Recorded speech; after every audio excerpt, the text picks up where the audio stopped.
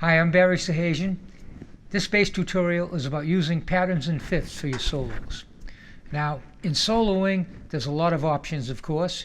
Scales, arpeggios, riffs, and with bass, all the different new techniques. Yeah, like slapping, tapping, harmonics.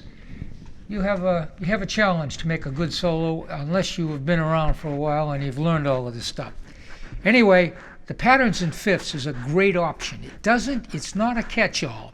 It's just another thing that you can use in your soloing to expand your horizons, or in the case of a beginner, it's a great place to start because they're very simple in the way of being symmetrical and understanding them. You don't have to know a lot of theory. You can work entirely by shapes, and so it works good for everybody. So let me show you a little bit about them, and then I'll explain them in detail and show you some graphics and everything on the shapes of them so you can understand.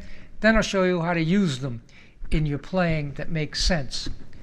And I think you'll find that you can get results pretty quick with it, as opposed to learning scales and stuff, which definitely takes some time, because when you learn to improvise with scales, you've got to break out of sounding like a scale. Anyway, that doesn't happen with the fifths. It immediately sounds like something. Let me show you.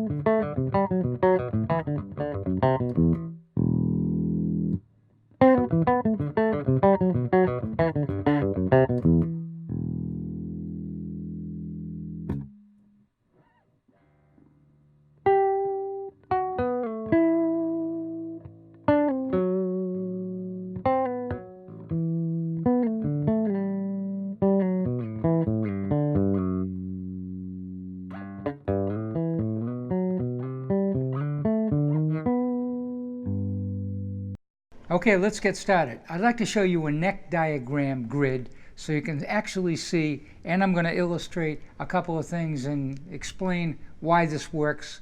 And for the most part, these lines happen on 2 strings because, you know, that's kind of the way fifths work. However, you can do it across 3 strings like this, which I do occasionally, and when I want to make the lines a little more advanced, but that's later ahead. So we have the key of G, and we're starting on a G note, and you go up the scale 3 notes, and you add fifths to each of these notes. So that's where we begin. So you get that under your belt, and then we extend it. So you have the 3 notes. That don't sound like much, but you can make music with that.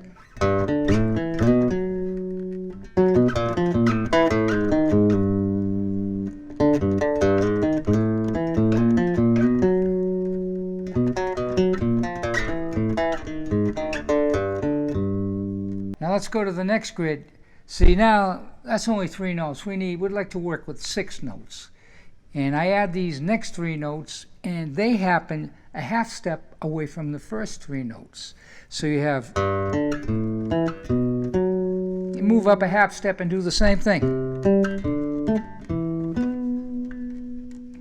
Now I would advise someone just beginning or an intermediate play to stop right there and just learn patterns using 6 notes.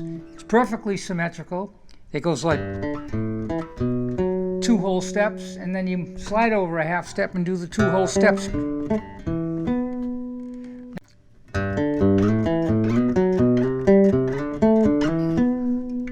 We have 6 notes so far we're using out of the major scale. So you could use only 3 notes with fifths, and that would work for a very beginner or someone just getting started out with solos. 6 notes with all the fifths, and the first 3 divided by a half step, and then the second 3 happen, and that would work for an intermediate. So now we go sort of to an advanced player. We want to work with all 7 notes. But there is a problem here. It's not so symmetrical anymore when you get to the 7th note. So you get a flat 5, an F sharp to a C. So the 7th degree of the scale, which is an F sharp, a half step below the root, and then it goes up to a C, so you have this. But up until that point, you have whole step, up a step, whole step, up a step, and then a half step. And now we go again. Root 5th, whole step, another root 5th, another whole step. And the next one is a tritone. The tritone looks like that, as you can see on the grid.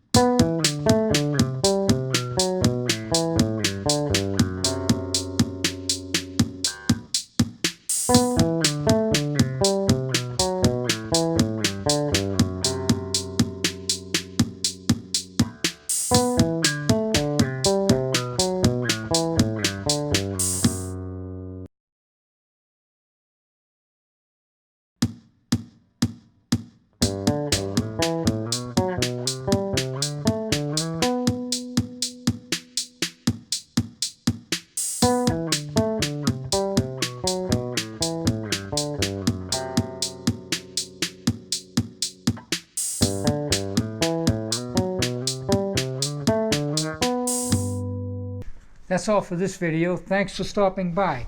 And I'm going to follow this up for sure. Drop me a comment and let me know what you think about it. And if you have some ideas on what you'd like to learn in this style, I'd love to hear it. So please subscribe. I got a lot more to come on a lot of different subjects.